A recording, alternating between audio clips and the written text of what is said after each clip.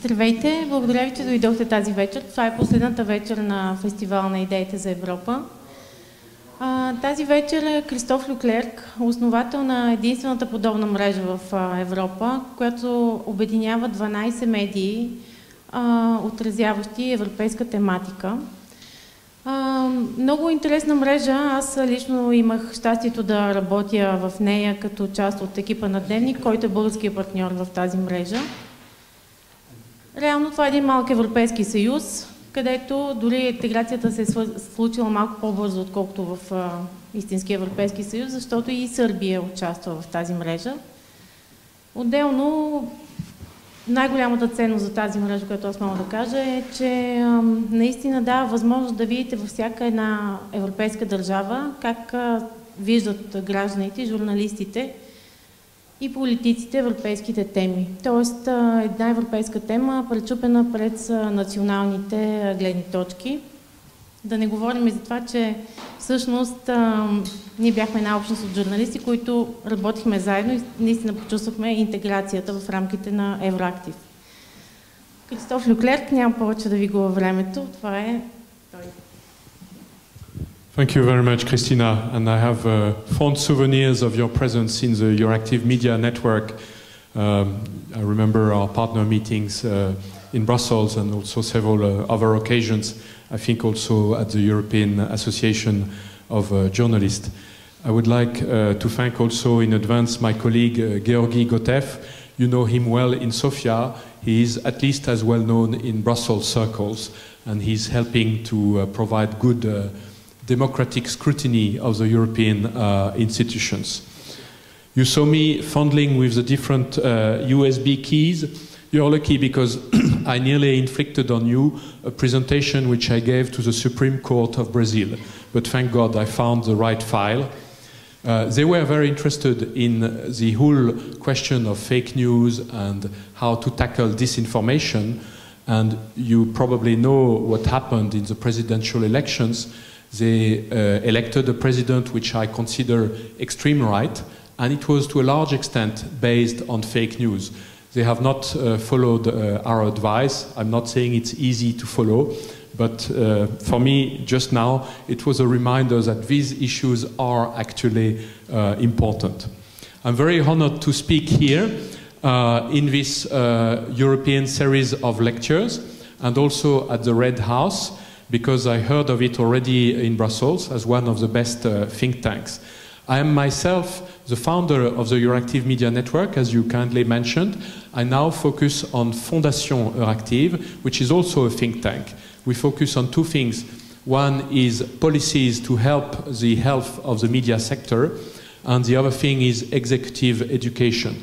If you have questions on the second part, they can come later. Right now, I will focus on disinformation, the link with European elections, briefly, and more importantly, the solutions. What can be done in order to enhance the role of the media and to make them strive as also as an economic sector. In fact, my outline, and you can interrupt me anyway, don't hesitate, to jump in, contradict, tell me if something is not clear. And in case you want to speak in Bulgarian when you want to intervene, that's absolutely fine. Georgi will help. So this is my outline, briefly on credentials, then going right for it for press freedom and democracy, the problem of fake news, and the solution in our view, which is having a more healthy media sector, and what could come from the European elections if they go more or less all right. This will be the only advertising bit. The Euroactiv Media Network is present in 12 countries, so we have a lot of experience with cooperation between different media and with using different languages. I'll not be longer on that. What I'm presenting right now has also been presented 10 days ago to EPSC. EPSC is the internal think tank of the European Commission, and it's quite influential in preparing policies for the future. I was addressing 45 high-level EU officials and also commissioners' cabinets. They are the staff of the commissioners. I know I speak to an expert audience, so I'll not explain who they are more in detail. And what I want to convey to you is that their response was quite enthusiastic. So the kind of ideas which I'm suggesting, I'm not pretending they are completely new, but they are bundled in a new way.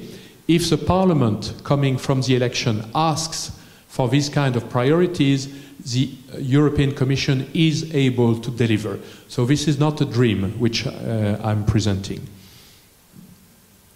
Press freedom is a real issue.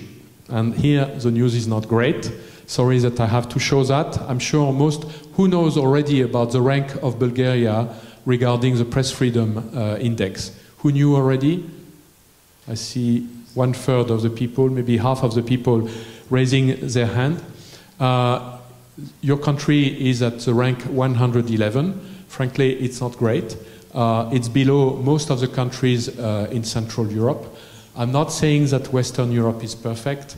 My own country, France, is at rank 45, which is not very good for a country that claims to be, you know, a leading light for human rights, etc. And some countries that were excellent have declined. For example, the US is, no, I said 45 for France, sorry, it's 33 for France, and the US is now at 45, so below France. It was probably above France a while back. Why is that? You can discuss yourself. There are probably a number of reasons. Typically, it's interference from the government, interference from the shareholders, and maybe other problems as well, which we can come back to. But this is not a given. This is something that can evolve over time if there is good coordination. I want to make a small cultural reference here.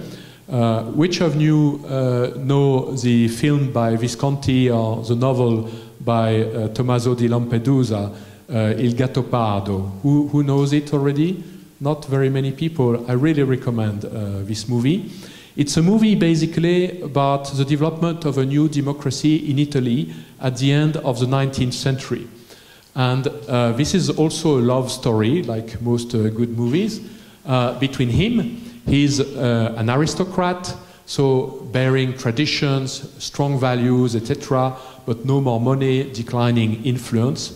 And she's the new game. She's the daughter of a baker. She has money, she's coming up. And for me, this is a good analogy. Obviously, the media is here. It's the old aristocrats, strong values, quality, but decreasing reach. And she is the social media, the Facebook and Google. And 10 years ago, we were all hoping that this would be another marriage between the media and the social platforms, that it would unleash greater democracy, European citizen initiatives, more transparency, of course, while retaining quality. And what has happened is, yes, there was more transparency, etc., but the quality has declined. It has declined in the media sector because we have less money, less journalists, less time to write good articles. The quality on the media is still higher than on social media platforms, and the quality has been lower on social media platforms, notably because of disinformation. So the problem is getting worse. Since 1.5 years, at the European level, there is a strong awareness of the problem of fake news. Fake news is a shorthand. In more political circles, we call it disinformation, but we are talking about the same. There are also some abuses by platforms. They are advertising driven. There have been a lot of scandals about privacy. And this is a wake-up call, and maybe this is, in fact, an opportunity for the media sector, because our type of values, our type of standards can actually be a reference if they are multiplied also on the social media platforms. This is the instinct reaction by politicians, is to write a new law and to give the power to a judge, or even worse, to a minister, to shoot down the news that is supposed to be fake news. And of course, it will be the news that they don't like. This is called censorship. There is another issue, which is that it's very slow. If you want any legal process to respect the rights of defense, you cannot hit the fake news that is going viral. So my analogy here is like on these video games, some of you have children and maybe unfortunately they use these video games, shoot them down, you have to go very fast, and of course you make a lot of mistakes.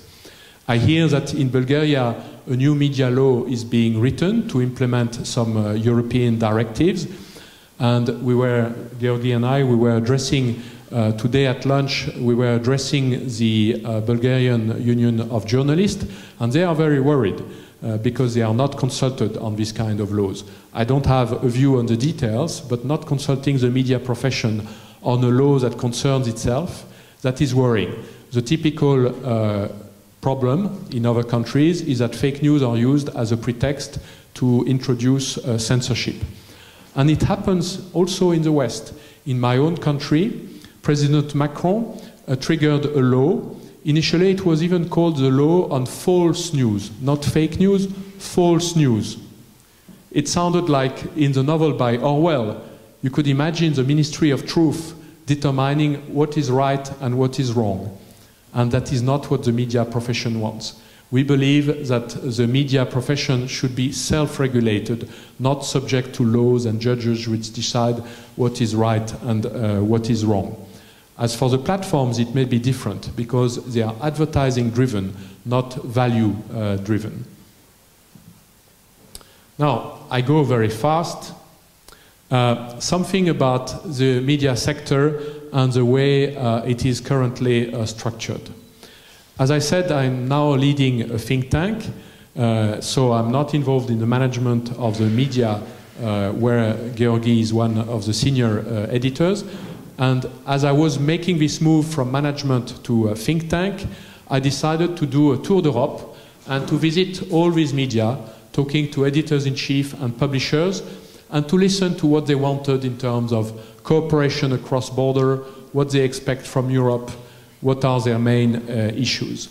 And I knew there were problems in the media sector, but after this tour, I was even more catastrophic. No, that's not good English. I was even more worried because even some great brands which you find here, typically you're talking of SMEs led by old journalists, people even older than myself, who don't really have a clue about the technology and they don't have a vision about what their media company should be doing in 10 years.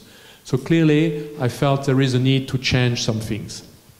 One need to change is the management itself. That's why I believe in empowering a new generation of people, and they are not only journalists. Marketing and technology and social media, etc., is as important for the media as the journalists are. So that's one aspect, training. And the other aspect is what can the European Union do in order to help the evolution of the media. Basically, we are too traditional. We need to innovate faster. And just like my example with Il Gatto Pardo, you know, the expression in English, plus ça change, they use it in French. You need to change everything so that everything stays the same. It's the same in our sector. We want to uphold strong journalism ethics, and for that, we need to change a lot of things. Just protecting the way we are is not a solution. I was also a long time ago a strategy consultant, and I'm used to simplifying the situation of a sector around a few diagrams. And for me, there are three ways for the media sector to go. The main way, unfortunately, is to die. And frankly, it has happened a lot to media companies already. Today, we have in Europe about half the journalist jobs that we had 15 years ago. So if we don't act differently, the same will happen for other media companies. I think the broadcasting world is pretty okay because there are lots of public funding, but the private sector media is really at risk. And obviously there are private sector broadcasters as well. And then you have the two other ways. You have the integration, merging, etc., or you have cooperation. Integration is not necessarily a bad thing. Traditionally, at the EU level, every new mandate has some kind of expert group or commissioner group looking at the media sector, and they quickly agree that diversity is very important. They quickly agree that one should not touch the national level because it's too sensitive, and they say concentration is a bad thing. But now it's evolving. 10 days ago, the Directorate General Competition of the European Commission has issued new guidelines about how competition applies in the media sector, and cooperation or even concentration is not necessarily a bad thing. It's better to have one media going with another one rather than both of them going to die.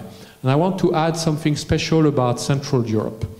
When I started this media network, we started in Central Europe because there was a lot more need for information about the EU due to the enlargement coming. Christina will remember that. And at the time, there was a lot more foreign investment in Central Europe than there is today. It was mainly from Germany, Switzerland, and the US. Why not the US? There are good media there as well. Very little from France. And I think what I will say is controversial because most of you are interested in Bulgarian media. But I think very often those foreign-owned media in Central Europe, they were among the best. Why? Because they were less dependent on the national government. They were less dependent on oligarchs. They were normal media businesses trying to satisfy the clients by providing good quality. So I think cross-border investment is not an issue. It's actually part of a solution. And then you have the third way to go, which is cooperation. This is a traditional way. You say, okay, I will not go into your market, but we will cooperate nicely. We will not compete too hard. And the obvious way to go between the media is to exchange editorial content, to have article exchange networks. And the Euroactiv Media Network is one of them, but we have tried to develop also an economic model. I don't have time to go too much in detail, but the problem of this European network is that most of them are not sustainable. They don't have a business model, and also they don't use modern technologies, for example, to translate articles. It's not just enough to agree to exchange, you need to translate them very fast. And for that, artificial intelligence translation technologies would be very useful. We can go back to these points later if you wish. Now, there is some momentum to change and to look at the European media sector. Which of you knows the German philosopher Habermas? That's great. I'm very impressed. Normally, it's only a few people raising their hand.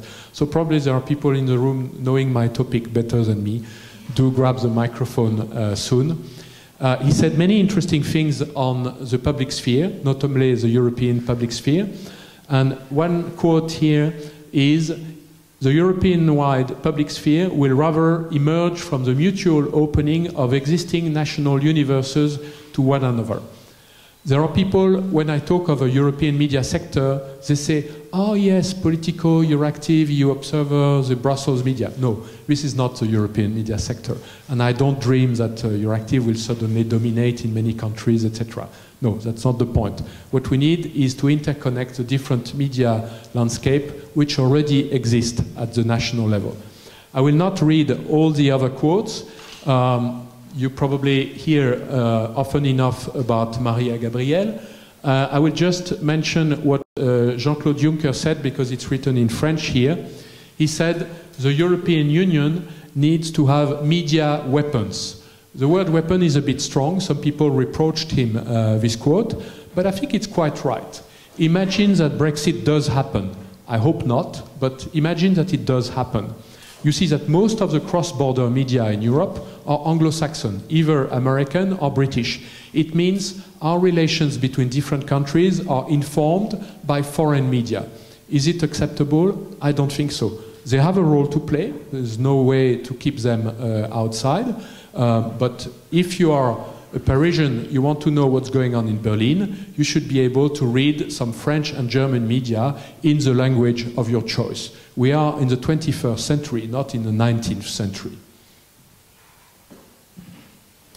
I said that fake news, disinformation can be an opportunity for the media sector.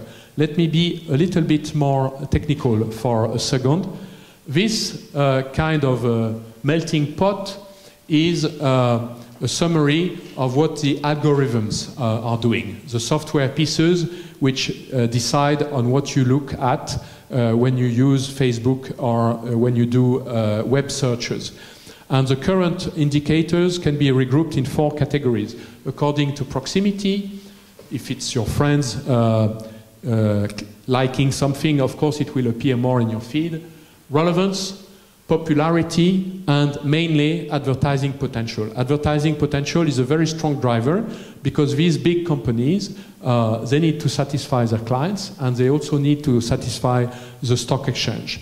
And fake news tend to be viral quickly because often they are written with a view to humor or playing on some basic instinct of people, and therefore they carry a lot of advertisement. Fake news is a big business, it's not just a political issue.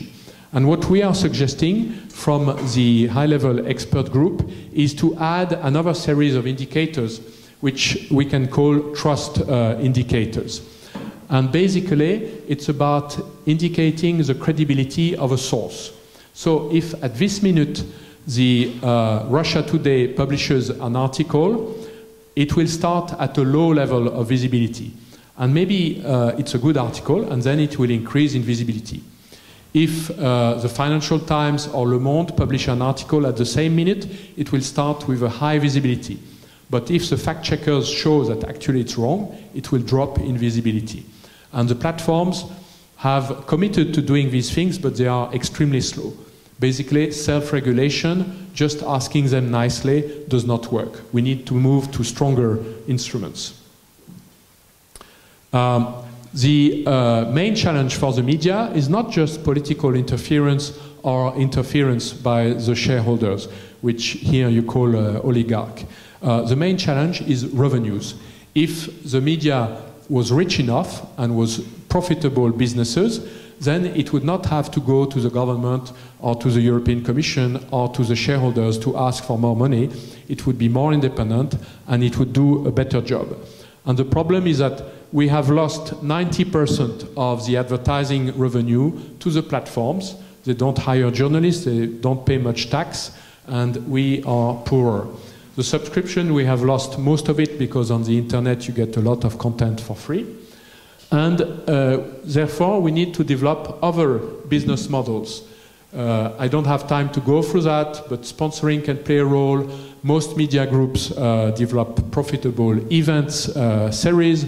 This one could be organized by a think tank together with some media, maybe doing a great job. Training can help, and you could also think of research and development help from the European institutions.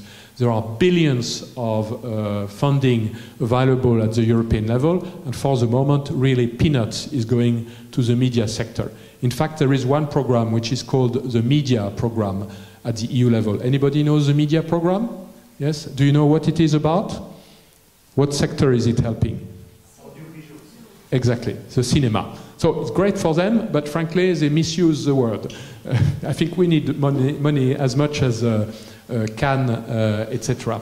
And on the other hand, we need to pay for staff, maybe to pay a bit better, and also to have higher skills, young people, data scientists, psychologists, marketing people, not just journalists, and then we need to invest a lot in technology. So the balance is not right for the moment. Help from the European elections.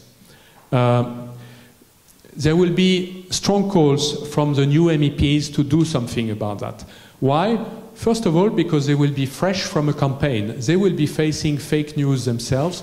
They will have direct experience of the problems. And the returning MEPs are also well aware of these issues. I'm interacting regarding these issues with the 4 mainstream groups which exist at the European Parliament. I'm less interested in the fringe groups on the extreme right or the extreme left, frankly.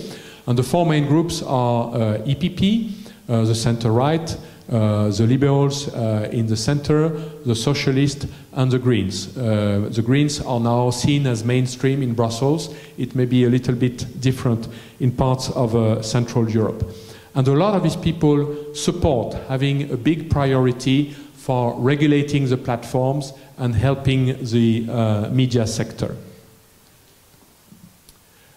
Even the Anglo-Saxon press is now well aware and supporting this. I was really surprised when I saw this cover by The Economist saying the determinators. And when you read the articles behind this cover, it's really asking for the governments and especially the European Commission to use its powers in order to better regulate what the social media platforms are doing.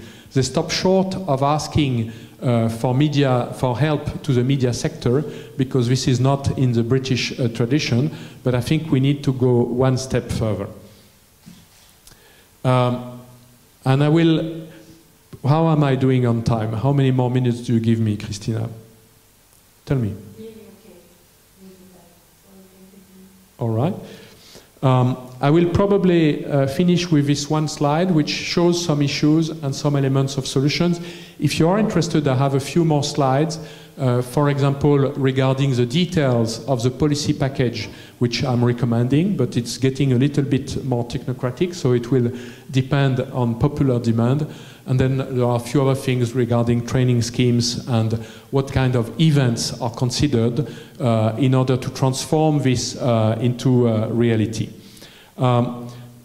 First of all, regarding structural issues.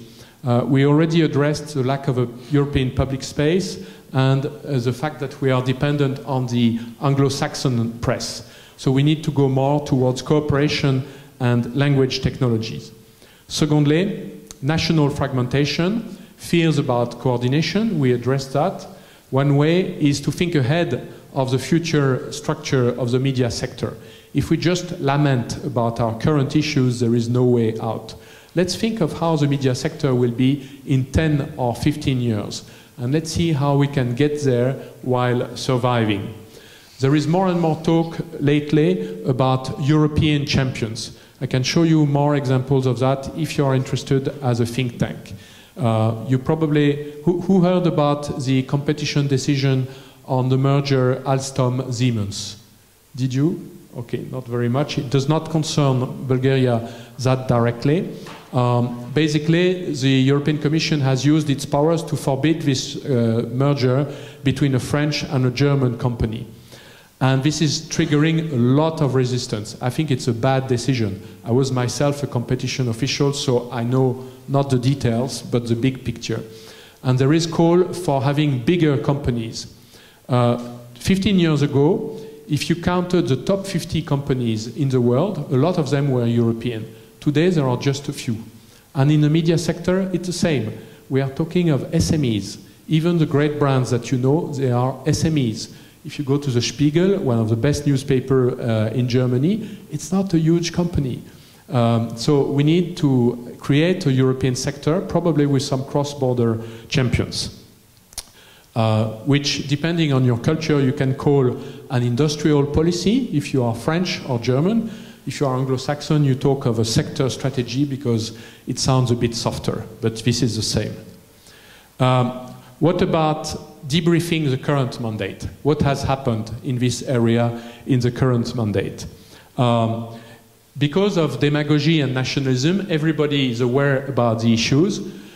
The agreement was to have platform co-regulation. Co-regulation does not mean self-regulation. Self-regulation is like waving the carrots. You will have a good reputation if you play the good European citizen, but it's not very strong. If you want a donkey to move faster, you need the carrot, but sometimes also the stick. And that's not used currently. Also, there is a tendency by the EU, because of the European Parliament, which likes to legislate on directives, to trigger new legislation. But new legislation is very slow. The recent Audiovisual Media Directive and the Copyright Directive have taken all of the last mandate of 5 years to go from the first idea to the decision now, and it is still to be implemented in national law.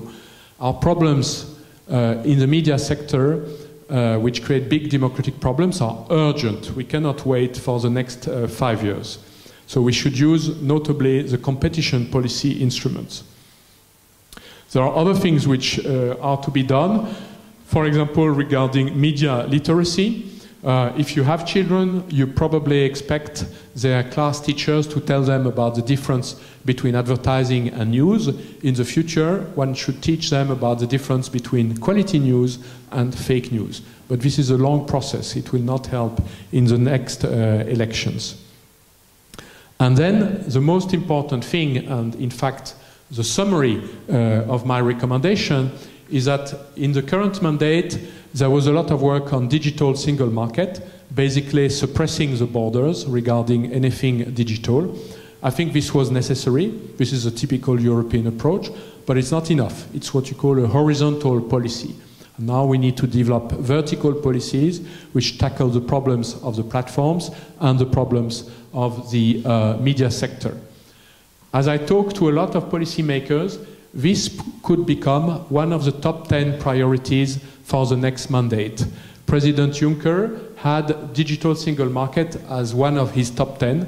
I hope the replacement, the next president, will have a top 10 priority which could be spelled out in the following way. It should not be about protecting the media sector. This is too narrow. It should not be about being tough on the platforms. That's too narrow. The real objective is democracy. I would call this priority democracy in the digital world, sound platforms, and independent media.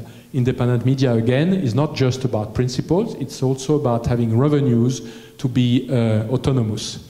And this priority could be enacted, led by a democracy commissioner, a new thing, with a democracy directorate general, regrouping a number of competences within the commission so that things can go faster. I'm nearly done. These people should use the policy instruments in order to rebalance the ecosystem. There is an economic system between the platforms, the advertising world, and the media. I told you earlier that the media lost 90% of its advertising to the platforms. If we would regain just 10%, the world would be completely different in our sector. We would do a much better job. And this is possible because this copyright directive will in fact open negotiations between the huge platforms and the small media companies. But the copyright directive will not be enough. We also need the accompanying measures by the policy makers. And finally, the EU is updating its long-term budget perspectives. And as part of that, a big chunk is about research and development. And as I said before, for the moment, it's peanuts that goes to the media sector. There is still a chance in the autumn to reopen this file. In fact that we are negotiating on Brexit means this file is slowing down a little bit, which gives a little bit more time, and the new commission coming in could fine-tune the long-term budget perspectives and foresee more help for the media sector. I'm not suggesting that the European Commission should subsidize the media sector in a big way. And to try to become a little bit more interactive towards the end, let me make a little survey. Who knows Euronews? Okay, most of you, as I expected. Who knows the shareholders of Euronews? The majority is? From Egypt. Yes. Until recently, the majority was from Egypt. Initially, it was mainly state-owned broadcasters. And in the last 2 years, now the majority is American. But the Egyptians are still very much involved. Georgi wrote a lot about that. And Euronews was mainly financed based on EU subsidies, so it's obviously not a great success. But at least it exists, and it's actually a good multilingual TV channel. Who knows about Euronet? It's a media, it's a radio cooperation network. I know some of you know it. I think it's a good project, but it's dependent on just one contract with the European Commission, and from what I hear, it's very much in danger. Because there has been no efforts to diversify. You need other sources of revenue, advertising, sponsoring, etc., to get out of the typical public sector mentality. Who knows about Press Europe? Okay, so what is it? It's just a different language on a European issue. That's right. And it was basically web-based, taking articles from around Europe, translating them. It was operated by Courrier International, a subsidiary of Le Monde, but it was stopped 5 years ago. Again, it was dependent on just one contract with the European Commission. So having this dependency on one source of EU funding is not right. And who knows Europal TV? Nobody. Which... Exactly. And for me, it's not an independent media. And it was actually voted down by the Parliament itself. Basically, creating new media from Brussels is not a good idea. What is needed is to help the normal media, which some of us represent, to innovate more and therefore to provide a better job for democracy. So these are the main things I wanted to address up front. I hope you disagree with a number of points so that we can have an interesting debate, or that you have some practical hints on how to make it happen. Thank you very much.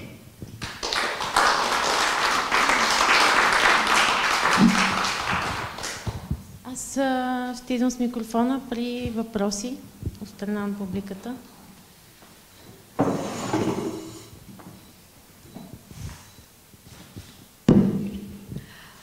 Thank you very much for your presentation.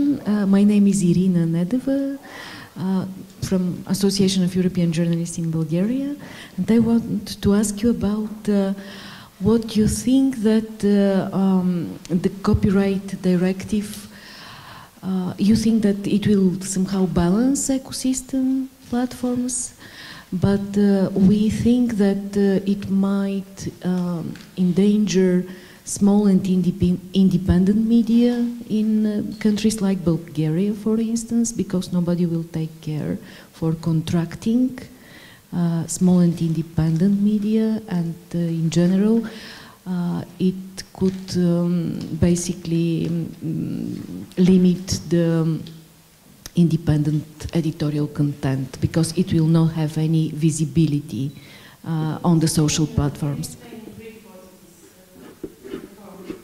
Well, it's better for our lecturer to answer my question and maybe to explain how it will not affect the small and independent media.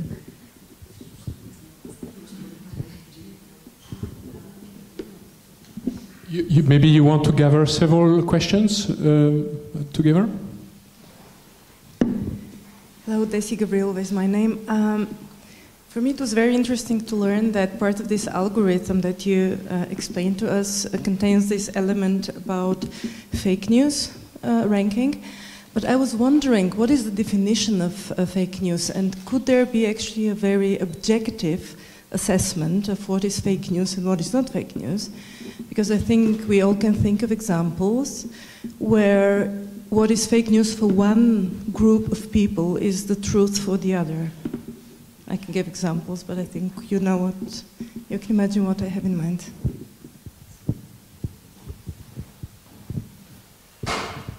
Okay, thank you for the lecture. First of all, I have two questions.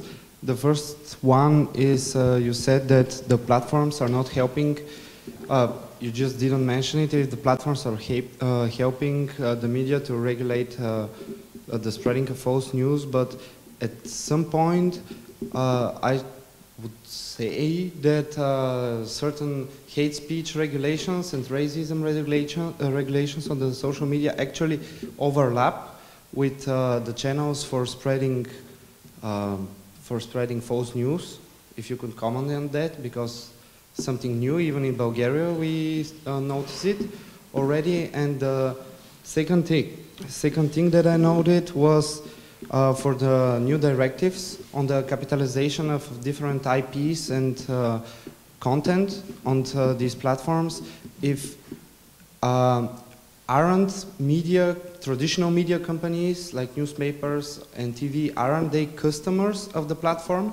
Because I don't seem to understand, because they seem to like to share their stuff and produce on the platform, and then they want to also capitalize that on, and I don't understand it. Can you comment on this like two way of going on the problem?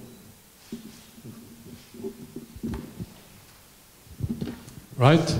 No easy questions. Shall I? Just to ask you if you can summarize briefly the copyright reform, because I'm not sure that everybody here knows the main points, because you will discuss this with Irina from the Association.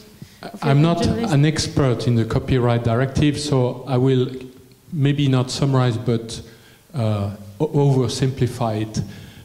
If you take Google, for example, if you do a search, they will typically point to some results, which can be all kinds of news, but notably media news.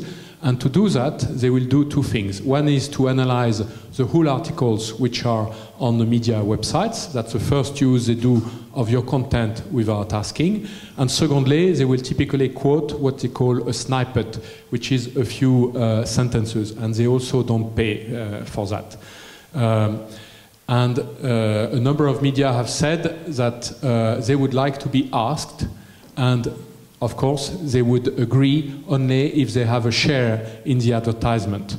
Because what happens is that next to those search results, you have some advertisement, and now even on top of it. If you remember, 15 years ago, when Google started to be well known, there was a lot fewer advertising. Now it's a lot of advertisement, typically. And this advertisement can be helpful, perhaps, for the users, but it's actually replacing the advertising which used to be on the media website. So it's a real economic issue. And I can, at the same time, address the last question which you put, the gentleman upstairs. I would not say that the media is a customer of the platforms. It's a provider of the platforms, and to some extent, indeed, a beneficiary. But it's not directly a commercial relationship. And a lot of us in the media sector think that it should become a commercial relationship. Now, your concern is correct. It will be much easier for you to negotiate with Google and Facebook if you are the Financial Times than if you are even Euroactiv. I will not point to media in the room which I don't know well enough. That is true. And that's why we need to bundle. We need to organize better. Frankly, the media advocacy landscape, the lobbyists for our sector, they are not very well organized. And I would, to put it nicely, I would say that they don't have enough resources to have enough of the best people. That's to put it nicely. I'm not a lobbyist myself, we are a think tank, but very clearly the small publishers, which is the vast majority of our sector, should bundle and give their negotiation right to some people who will negotiate on behalf of the media sector. When I was a European Commission official, I was dealing with competition matters. And I remember very well, I was useful in helping people to negotiate. This was fully appropriate. When there was one dominant player not willing to share something, and when there was a small player asking to get to some essential facility, this is a legal world, then the European Commission was telling them, okay, either you come to an agreement, or we will have to step in. And obviously they were coming to an agreement. I think we will need something like that in the media sector. If I'm a bit too technical, you can stop me. Now, the copyright directive is not perfect. And I will not go into many details, but there has been a lot of fake news about the copyright directive as well. And frankly, some of it not only diffused by the platform, but even paid by the platforms. For example, it was said that the copyright directive would lead to censorship.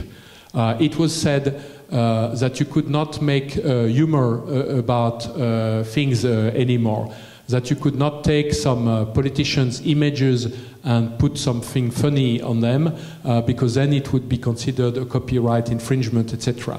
And this is not true, because there are a lot of let-outs, a lot of things for private use, etc. The directive is by definition rather general, so there is scope for implementing it in national law, and I'm not too worried. if the platforms had not done so much miscommunication and so much lobbying about the copyright directive, maybe indeed it would be clearer, it would have come faster, and we would now have the laws already. I was glad to hear that you come from the Association of European Journalists, and I know that it's very strong in Bulgaria and in some other countries as well. It is Journalist Union and other journalist associations like AJ and the Société des Rédacteurs and all this world, which can help to shape the legislation and help to also negotiate with the platforms. Definition of fake news. Yes, absolutely. Definition of fake news. Fake news and disinformation in principle are the same, but the word fake news has been misused a lot by Trump. He uses it to describe our sector, which is really a paradox because our sector has high standards, much higher than the rest that you find on the internet.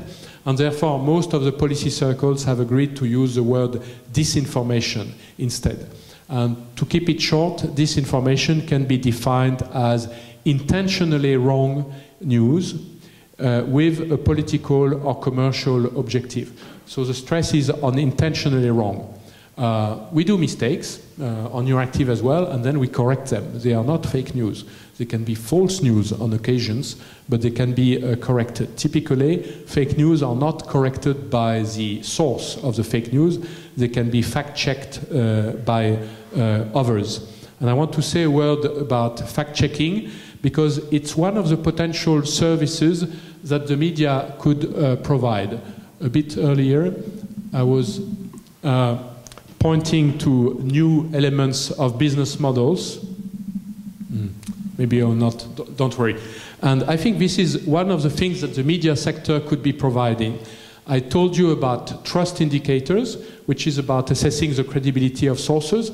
And I told you briefly about fact-checking, which is checking the veracity and the credibility of some news. These are services which typically journalists are good at making, and we need to be paid for that. And right now there is a whole series of projects in the EU institutions to subsidize this, but again it will be short contracts for 1 or 2 years. I think we should define what are the systemic platforms, what are the platforms which are a threat or an opportunity for democracy.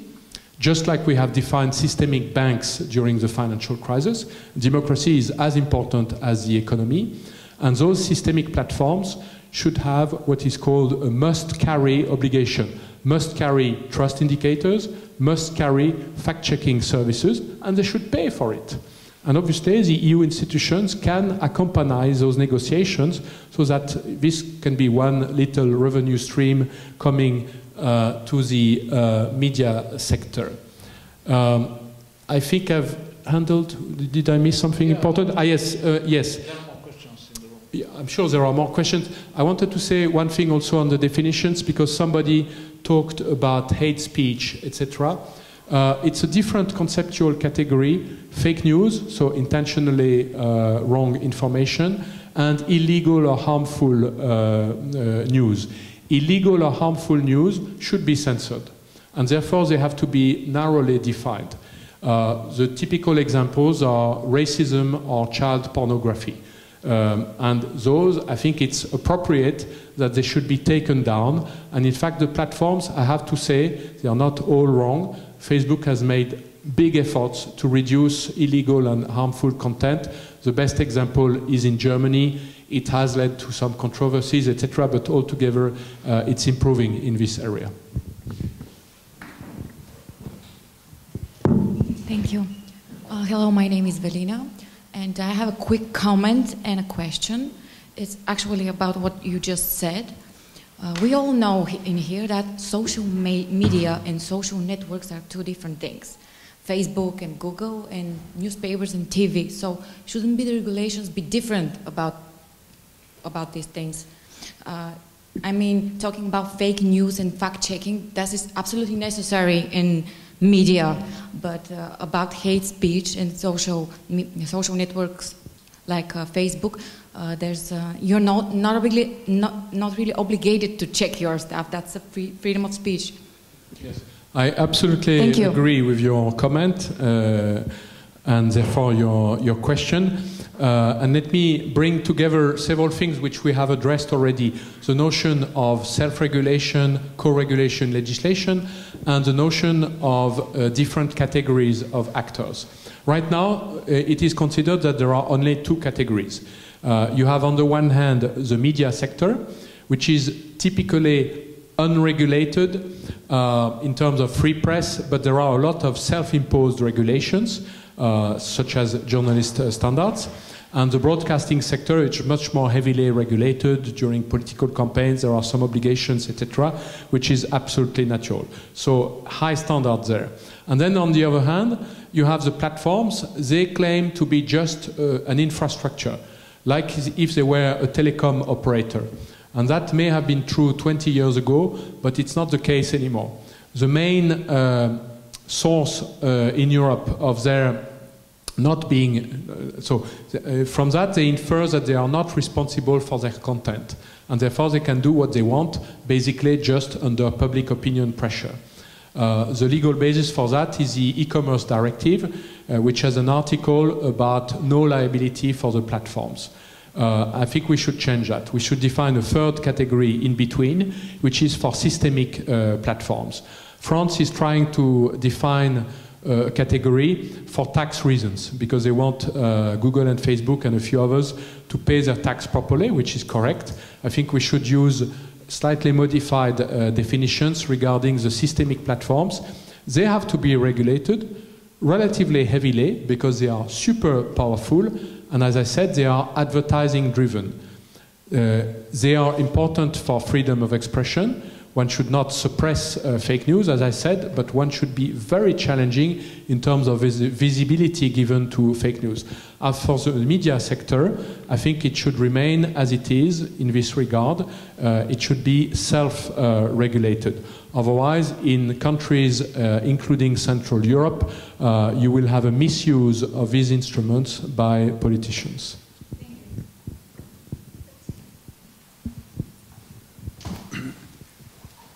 From what you said, there is a new kind of degree of freedom and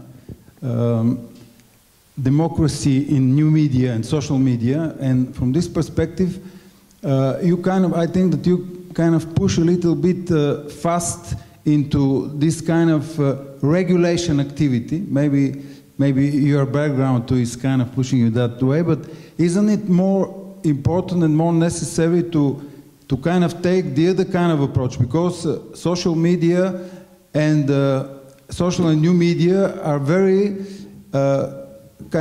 transformative for the whole social relationship, for the whole social philosophy of new society, if you wish. If from this point of view, isn't it more necessary to give a little bit more freedom to all these kind of new inventions, if you will, technological inventions, to kind of get a little bit free development in order to be able to assess what is the positive, what is the negative, and what kind of direction it will give to the whole development of media, but of society and at the same time.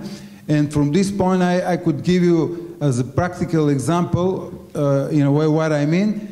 When Americans say, see what we developed. We developed the biggest technological companies on the basis of internet and social media, and at the same time, Europe stays like not so much the center of development and of using this kind of technology to create something new. It's more like the emphasis on the regulation already, because they don't want to hurry up so much in regulating it. They say we won't be in a hurry to do not kill the chicken with the golden eggs, or the hen with the golden eggs, and at the same time our focus is a little bit more on regulation. Thank you.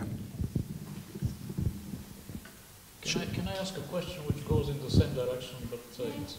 You can use this one. Yeah, sure.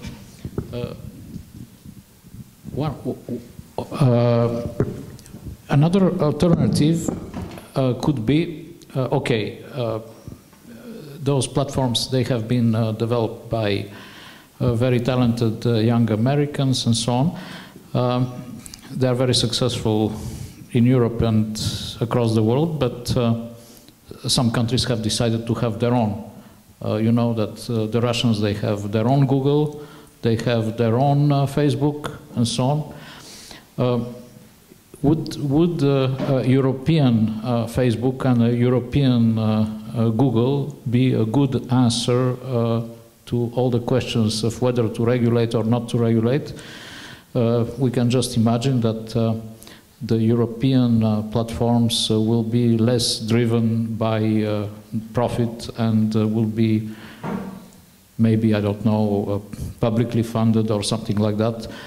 They would be more fair in the sense that fake news would not come at the top, because in my experience, when we have obvious fake news, like for example, Marine Le Pen saying that the European Union has adopted Sharia law. When you do a search with Marine Le Pen Sharia law, her videos and statements are on the top, and the fact-check journalists do are very, very far below. So I think a European Google would be more fair.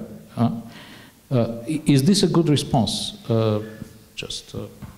I think it completes your question, because one is to have a very liberal approach, another one is to have, you know, our own solution within our European community. So I like the questions by the gentleman in blue because it's challenging what I say, and it's absolutely fine. And I can tell you that in Brussels circles, what you are saying is very well heard, very widespread. In fact, it would be an interesting topic if some of you are investigative journalists to see how many NGOs are actually supported indirectly by Google or by Facebook. I don't want to call it a conspiracy theory because that would be excessive. Sometimes it's even transparent. But I've myself met a number of NGO leaders or EU officials. They use terminology which reminds me of something, and then I ask them, where did you read it? With whom did you talk? And it's very interesting. You often see the platforms behind it. Most lobbying companies and most law firms in Brussels work with the platforms one way or another. So it's becoming the dominant speech, but you do put good questions. I think the key is data privacy. That's a big differentiation between the US and Europe. It's for historic reasons, and there are differences in Europe, but generally speaking, we are much more attached to data privacy than they are in the US. In fact, you may remember that after the Cambridge Analytica scandals, Zuckerberg agreed to speak in Congress. He refused to speak in front of the European Parliament hearings. He spoke in a closed circle because he was worried about our politicians. But at the Congress, he declared that actually he would be inspired by the data privacy standards in Europe. A great statement. It needs to be fulfilled with actions. There is a lot of PR behind it, and they need to be guided in actually doing it. You are basically a promoter of the free internet, and I don't disagree with those principles. It's like building a scapegoat. You know, sometimes if you ask for a copyright directive or you ask for some form of regulation, people tell you, oh yeah, but I will not be able to access the internet for free, or I will not get content for free anymore. Yes, you will. It's not an issue. There is always more. Every year there is more content available on the internet. What we need is to respect the people who are providing this content and to develop new business models which are not exploiting the media sector against its will. I'm not even sure that it will work. We have to go in that direction. There have been attempts, as you may have heard, in Germany, in Spain, in Belgium, some media, or sometimes a lot of the media, or sometimes even the legislator, has tried to limit the free recourse of the platforms to the media content. And in every case, it didn't work for the reason that one of you in the back was addressing, which is that, of course, the platforms bring visibility to the media. And on Euroactiv, if we avoid the diffusion of our content on Facebook and Google, we will lose readers. We don't want to do that. Basically, the national level is not enough anymore. I've said before that you have big platforms negotiating against small media SMEs. Well, even our countries are small compared to those big platforms. That's why we need to bundle. And when people talk about European sovereignty or sovereignty for the media sector, it's not building a super state in Brussels. It's just that our level, our scale is too small at the national level. Now, regarding Georgi's ideas, I think regarding the media sector, it will happen. I think we will have some European champions. I'm French, as you heard loud and clear, so I'm a bit more interested than others in the French-German dimension. Who has heard about the Aachen Treaty, the Treaty of Aix-la-Chapelle? Very few people. It's not... There were fake news about... Yes, there was a fake news about this treaty giving up Alsace and Lorraine from France to Germany. I was born in Lorraine, I can tell you this will not happen. But there will be initiatives based on this treaty. The previous such treaty was called the Traité de l'Élysée, and it had a huge role in order to trigger the European Union, more or less the one that we know. So this new treaty may also play a role. There is a paragraph about media initiatives, and I know that some things will happen. One possibility is that there would be a youth-oriented platform developed initially on a French-German basis, but with the potential to make it European. To be honest, maybe I shouldn't say so, but I will anyway. To be honest, it has been tried before regarding search engines, for example. There is one which is called Quant. A lot of good people use Quant. I confess I don't for the moment. Maybe I will in the future. I'm starting to boycott Amazon. I choose Fnac. It's not better, but at least they pay their taxes, and they are nearly as good. So maybe some people should use Quant. There was an attempt 10 years ago. It was called Quero. It really didn't work. So as for the traditional platforms as we know them today, I'm not sure it will work. But we have to build new actors based on the new regulation. Data privacy can be a winning factor. Data privacy together with the ownership of our data. You know, based on the GDPR directive, the directives on data privacy, you have been asked by Facebook and Google to confirm a very long text. Who read the text before confirming? I didn't. Congratulations to both of you. If I simplify very much, you have confirmed that you give the ownership of your data to those platforms. In theory, you can move this data to another player. Who has moved his or her data to another platform? Nobody, because it's quite complex. But I think in the future it will happen. Personally, I use Le Monde often, and I would be delighted to give Le Monde access to my Facebook data, my Google data, so that they give me articles which are more relevant. I'd love to do that.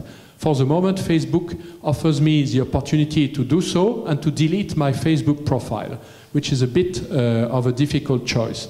So it will go in this direction, and I think new actors could be created, probably different from the current dominant players, based on data privacy and the media sector.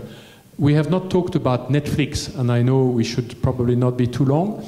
Netflix is on the border of this whole series of issues. People talk about GAFA. Sometimes they say GAFAM with Microsoft. For me, Microsoft is not the issue anymore.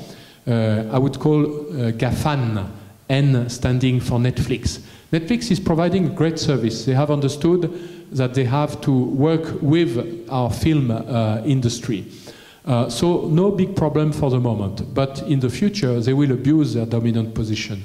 Of course, like the others have done. And there are initiatives, notably in Germany, to develop some European platforms to share films with a paying model that would make money for the TV broadcasters of films and for the film industry. So there, it's a battle which is not lost yet, because the Netflix market is new and probably there is room for 2 or 3 players. As for replacing Facebook, it will be difficult, but there may be some more targeted platforms in the future which could be built on the basis of this industrial policy I'm calling for.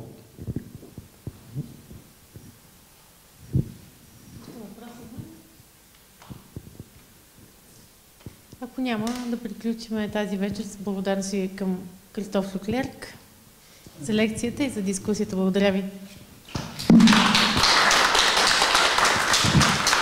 Thank you very much. I can add 3 Bulgarian words. Merci, I've heard it works. Svoboda, I think that's freedom, right? And media, it's a word that you use. So Svoboda media is my message.